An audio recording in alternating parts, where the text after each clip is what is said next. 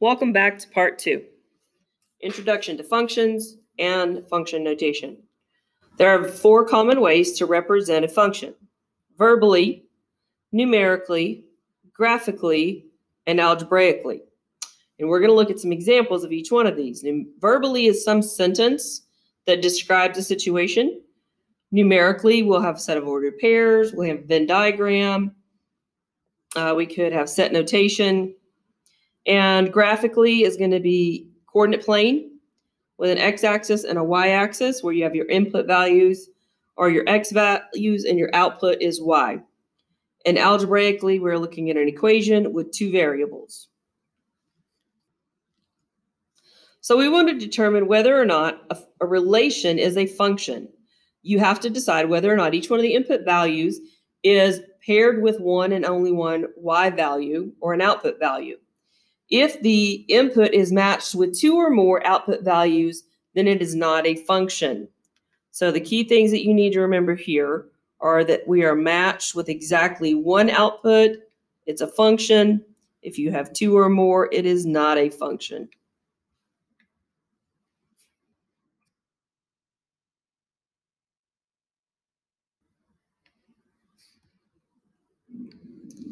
Let me get rid of all of that. Okay, nice and clean. It just takes up too much space. Alrighty, so if we're looking at a test for functions, we can do that with the ordered pairs, or we can do it with the graph. If the input value for x is paired with more than one output value y, we do not have a function. So the input value for x as the number of representatives from a state is paired with an output value y to the number of senators. So I want you to think about that one.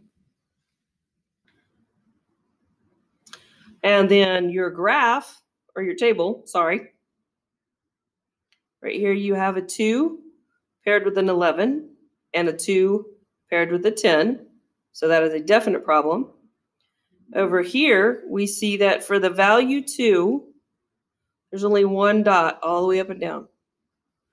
Same for 1, 0, 1, positive 2, negative 1, negative 2. So for each one of these input values of x, you can see this is a parabola. There's only one output value. So this is going to be a function. Let's confirm that on the next page.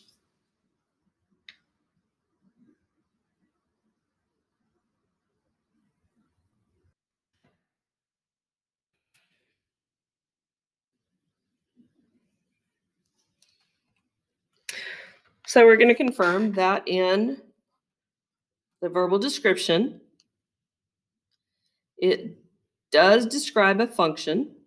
Regardless of the value of x, the value for y is always 2, because there's always 2 senators for every state. Doesn't matter which state it is. The table does not represent a function because the x value that repeated was the value of 2.